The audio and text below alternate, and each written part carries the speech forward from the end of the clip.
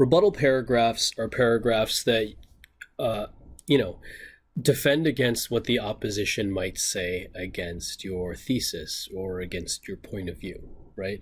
They're typically found at the end of your, series of body paragraphs, at the end of your series of confirmation paragraphs. And what they're good for is, apart from, neutralizing the opposition, it shows the reader or listener that you've taken the time to consider the other side, right? So let's talk about where we find our ammunition for the rebuttal, okay? Now, you typically find the ammunition for the rebuttal in the planning stages. When you did SCUMI or STID or any other strategies that we did with topoi or loci, what you did was you came up with arguments for both sides of the issue that you have been discussing, right? Or that you've been planning for, that you're writing about. So in that planning, you're going to have reasons for the other side that weren't persuasive enough to you for you to use or for you to use that side. So look through all of your planning and make a decision about which of the arguments and claims and examples you came up with were good enough for you to even consider, but weren't good enough to be persuasive to you for you to actually pick that side. And then try to pick the examples and claims that have connections to each other, so it's easier for you to attack it and systematically break it down. And of course, try to pick the claims and reasons and arguments for the other side that you came up with that are relatable and that the most amount of people would see as reasonable. You don't want to pick really bad arguments and then tear down bad arguments, because that's not worth your time and that's not worth the reader's time, okay? So these are the parts of a rebuttal paragraph. You are going to start off with a typical topic sentence, and your topic sentence, though, isn't going to be what you're going to say. It isn't going to be your reasons. You're going to talk about what the opposition would actually say as a counterclaim to your side. And then in addition to that part of the topic sentence, you're going to extend that topic sentence section by talking about why that counterclaim was erroneous, why it was wrong, or why it wasn't persuasive enough. So you can do this in three different ways. You can rebut by ethos, logos, or pathos, and I'm going to get into what that means.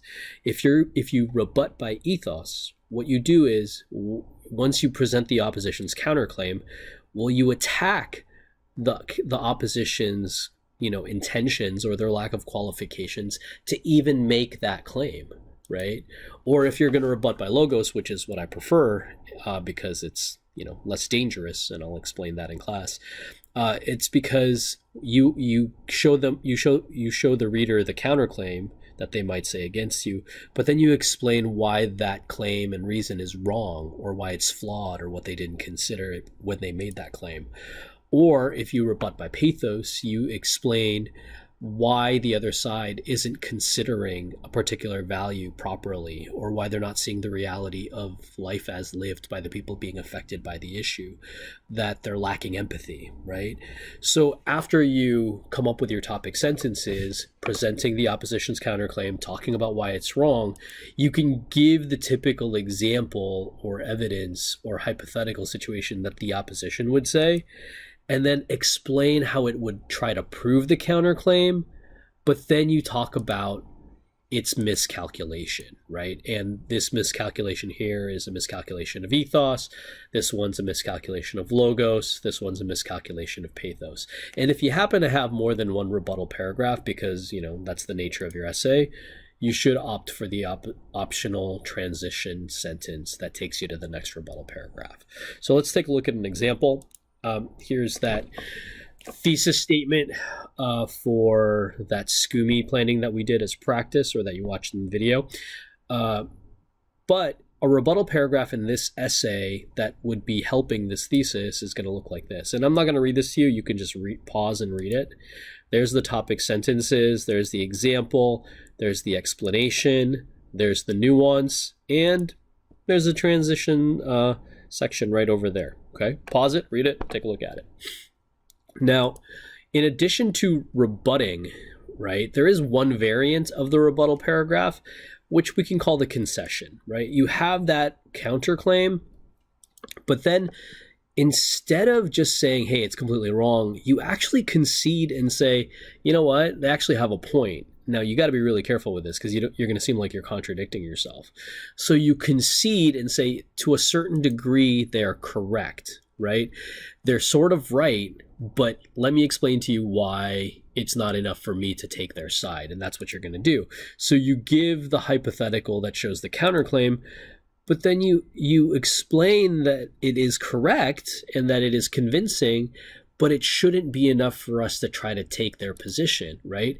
It's usually because it's a limitation of their effects or a misconsideration of space and time, or they forgot to do something. So you can say it's right, but there's something wrong with it. So let me show you, an example. Oh, and of course, the optional transition sentence if you have more than one concession, which I don't recommend you do.